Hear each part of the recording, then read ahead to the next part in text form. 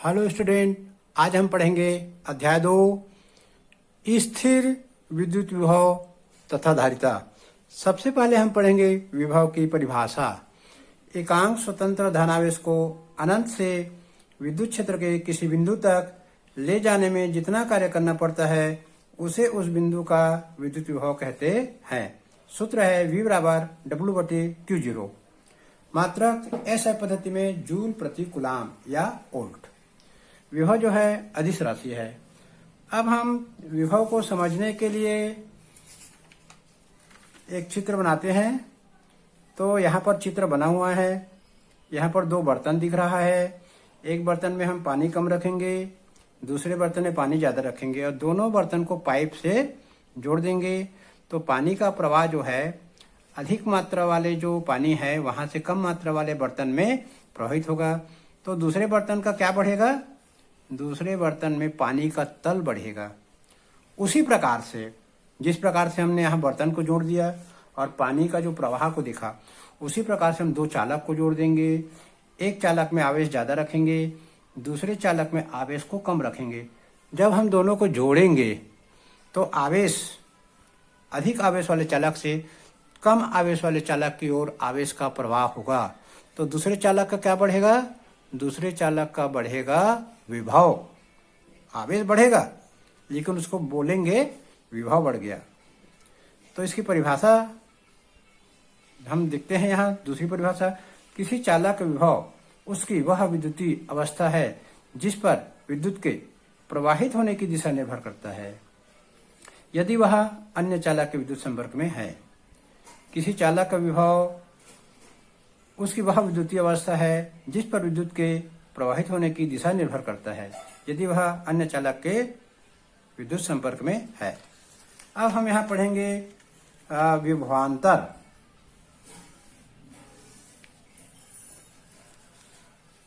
अब हम पढ़ेंगे विभवांतर पढ़ेंगे। विभवांतर की क्या परिभाषा है? विभवांतर एकांक धनावेश को विद्युत क्षेत्र में एक बिंदु से दूसरे बिंदु तक ले जाने में जो कार्य करना पड़ता है उसे उन दोनों बिंदुओं के बीच का विभवांतर कहते हैं। थोड़ा सा अंतर है।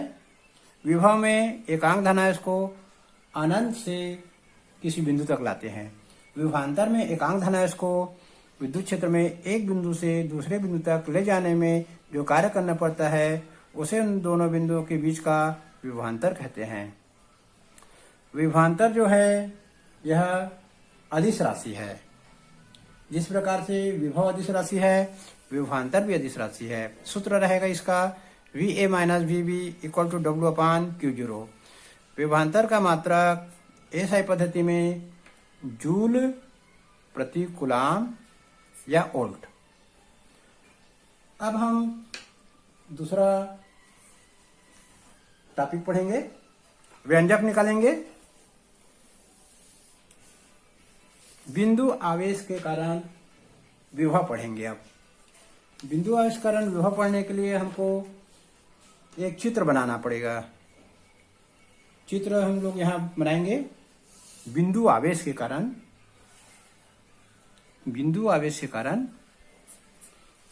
विभव।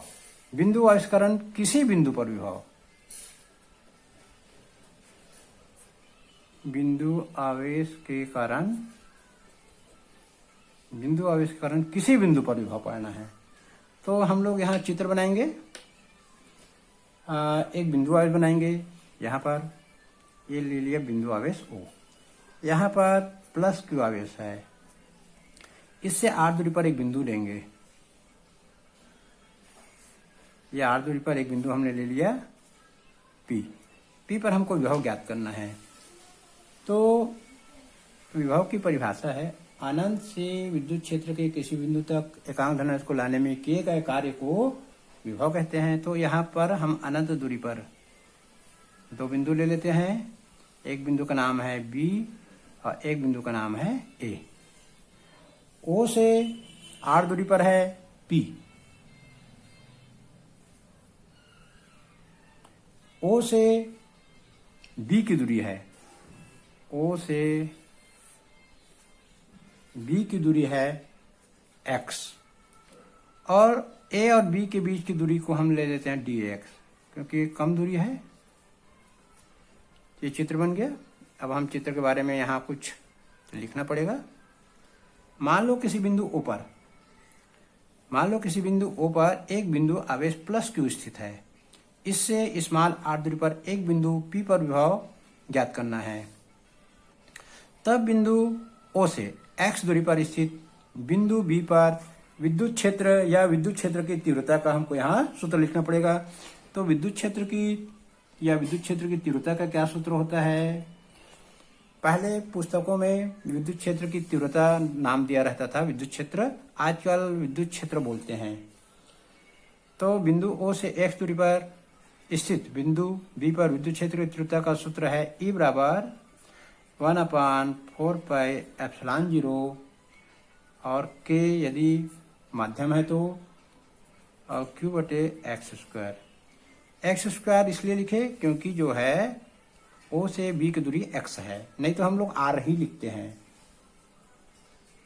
ये आ गया हमारा। अब एकांक धनावेश को हम B से A तक लाने में किया गया कार्य का सूत्र लिखेंगे। यहां लिखेंगे। अब एकांक धनावेश को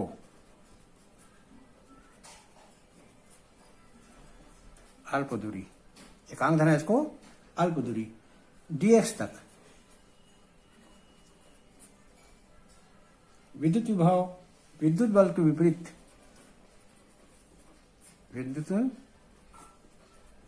बल के विपरीत लाने।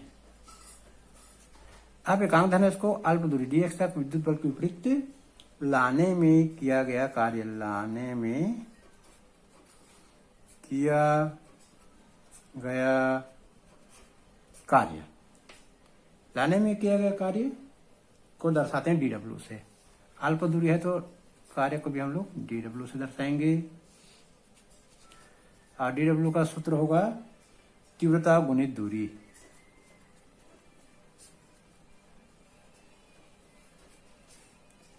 तो dw का सूत्र बन जाएगा, तीव्रता तो हम लोग निकाल चुके हैं पहले, 1/4πε0 K Q/x²।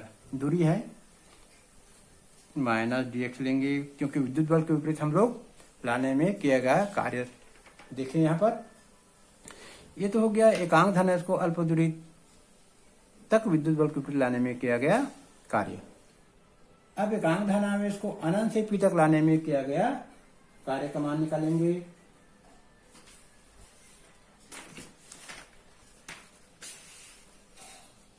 अब हम निकालेंगे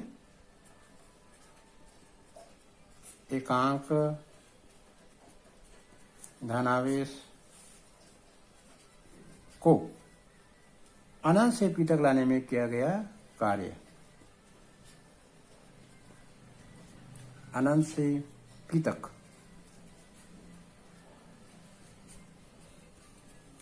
लाने में किया गया कार्य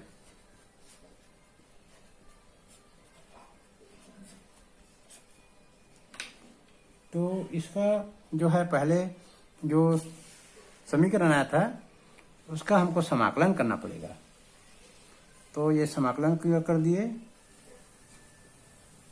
dw, और इसका भी समाकलन कर देंगे 1/4πε0 K Q/x² into minus dx। ये समाकलन कर दिए। अब यहाँ dw का जो है वो w हो जाएगा, ये माइनस को बाहर निकाल देंगे और यहाँ जिसका मान निश्चित रहता है वो उसका भी बाहर निकाल देते हैं। समाकलन के अंदर बचेगा, यहाँ हमको समाकलन जो है अनंत से P तक लाए तो यहाँ पर अनंत लिखना पड़ेगा और यहाँ तक R लिखना पड़ेगा। यहाँ अनंत लिखना पड़ेगा, यहाँ R, और अंदर में क्या बचेगा dx/x² बचेगा।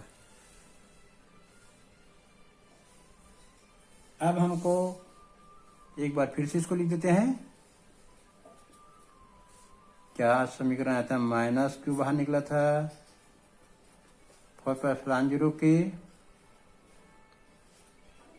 यहाँ समाकलन जो था अनंत से आर तक था और अंदर में जो राशि था वो dx/x² था, उसको ऐसे लिखेंगे 1/x² इंटू dx। अब 1/x² dx का हमको समाकलन करना है, तो समाकलन करेंगे तो मान आ गया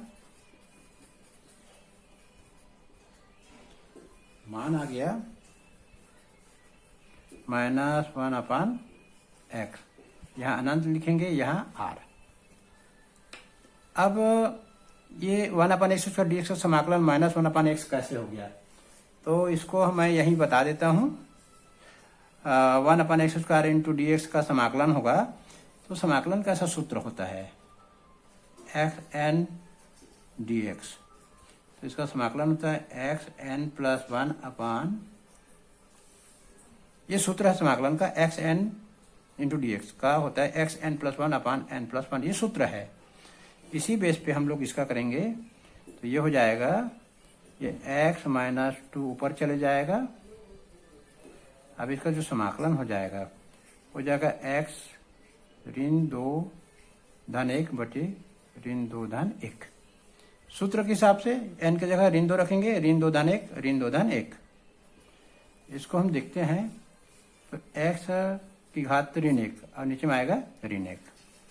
तो इसको हम लोग ऐसे लिख सकते हैं, ये ऋण को ऊपर लिख दिए और x को नीचे ले जाएंगे तो x की घात 1 आएगा, या इसका आएगा -1/x आएगा। यदि हम समाकलन करते हैं 1/x² dx का समाकलन करते हैं तो आता है -1/x। ये 11वीं का है। तो यहाँ हमारा समाकलन भी आ गया। अब इसमें हम समाकलन की जो सीमाएं हैं उसको रखेंगे। w बराबर -q 4πε0 के। तो ये माइनस और माइनस का यहाँ हो जाएगा प्लस। अब बचेगा ये क्या, 1/x इन्फिनिटी टू r। अब अगले स्टेप में हम इनका मान रख के देखेंगे। यहाँ w बराबर q बटे 4πε0 के मान रख देंगे ब्रैकेट में। पहले हम लोग r का मान रखते हैं, ऊपर जो रहता है उसका मान r -1/∞। अब इसको 1/∞ का 0 होता है, तो ये हो जाएगा w बराबर q बटे 4πε0 के इंटू 1/r। ये सूत्र आ गया। ये किसी बिंदु पर विभव का सूत्र आ गया। बिंदु आविष्कारण किसी बिंदु पर विभव का सूत्र। तो परिभाषा के अनुसार से यहाँ लिखेंगे, परिभाषा के अनुसार से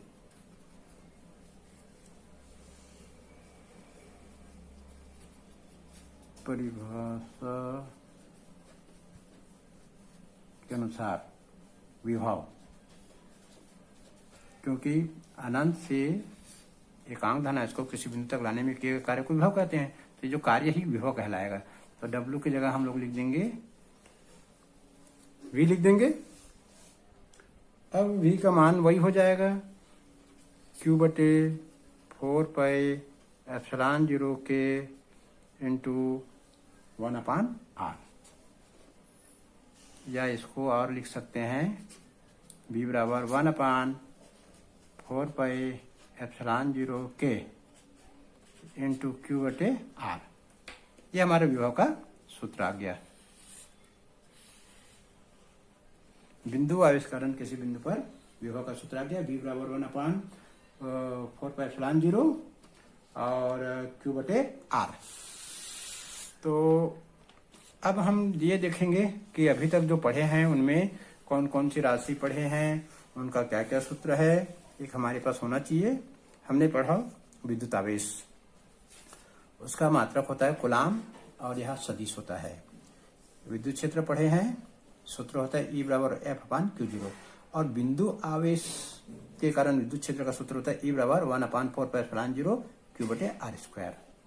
और अभी हमने पढ़ा है विभव।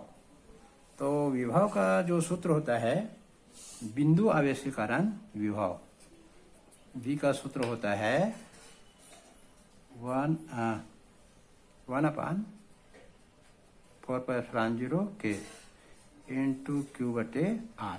ये विभव का सूत्र है। और हमने यहाँ देखा द्विध्रुव आघूर्ण का क्या सूत्र रहता है P बराबर Q इंटू 2a।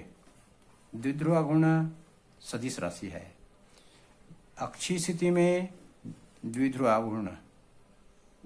आघूर्ण के कारण अक्षीय स्थिति में विद्युत क्षेत्र, निरक्षीय स्थिति में विद्युत क्षेत्र का सूत्र है। ये हमने पढ़ा गास प्रमेय phi = Q × 1/ε0। और आज हमने पढ़ा कि बिंदु आवेश के कारण किसी बिंदु पर विभव 1/4πε0 K Q/r। तो आज यही समाप्त करते हैं।